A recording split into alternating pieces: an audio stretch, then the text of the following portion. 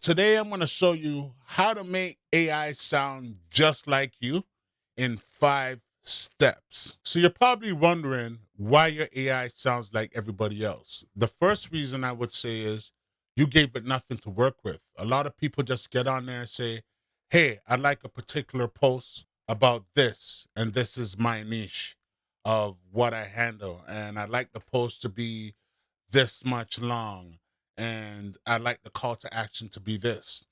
And with that, you actually get no direction. You get no frameworks. You're not giving it anything about your frameworks so people can build with you. And what is missing most of all is there's actually no you. There's no you that's in the whole scenario. That's what allows AI to have more of a fingerprint as opposed of using the same fingerprint everybody else. You actually customize it to be your fingerprint, but adding a little you in there with your frameworks and your solution and the call to action as well. I'm going to go through in detail the 5 steps to actually priming your AI. The first one is business DNA. The second one is your frameworks, like I said before. The third one is your actual real stories, what you've been through to get there. And you actually have to guide every post. And then the closed loop.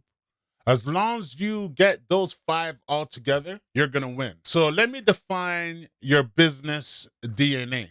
So when you're giving the AI your business DNA, you got to talk about what you solve, who you solve it for, because you want to be able to speak in the language of that particular client, the person you're solving it for, right?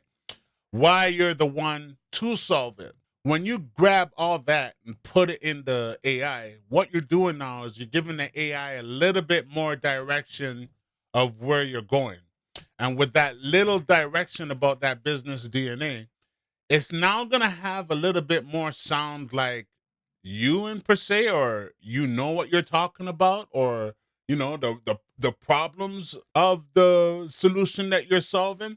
You're now making that connection. You're speaking in the language of the client you like to do business with. So number 2, you would want to connect some documents of your framework. What I would normally do is I just record my framework in detail into Google Docs and download it as a PDF. So you want to get details like your real reputable process, something that you've created, or even if it's something you've learned along the way that works, you put it in there. You want to walk them through the steps you walk through with your clients. So those steps aren't missing, not theoretical, your actual methods that you're actually using. I wouldn't worry about people picking up on your method because you spent years creating this method. You know what I mean? You've studied months upon months creating this method, and to deliver it like you have, it's going to be something hard to do. So to put it behind a gate wall where you're not sharing it with others, that's doing you an injustice, because showing these frameworks is what allows these people to understand who exactly you are, right? Now, this is the best part. This is what I like, because this is what gets them understanding who you exactly are. And how do you do that? Is the stories. Feed it all the stories you can give it. Talk about the night you stayed up late learning the craft. Talk about the times you felt like it wasn't going to work out.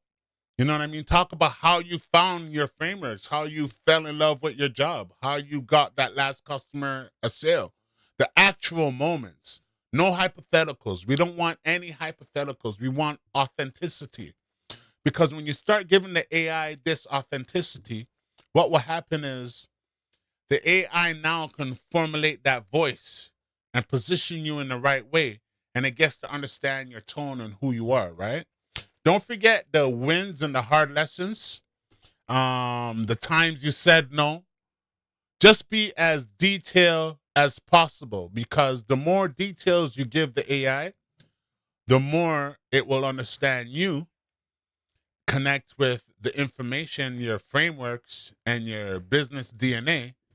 Now it's going to come out a little bit different, right? It's going to have a little bit more where you're now creating the fingerprint of yourself and not, copying your mentors and trying to sound like them when you're actually not them. Your whole journey and experience is different. Now, once you get this all together, you can now set the angle.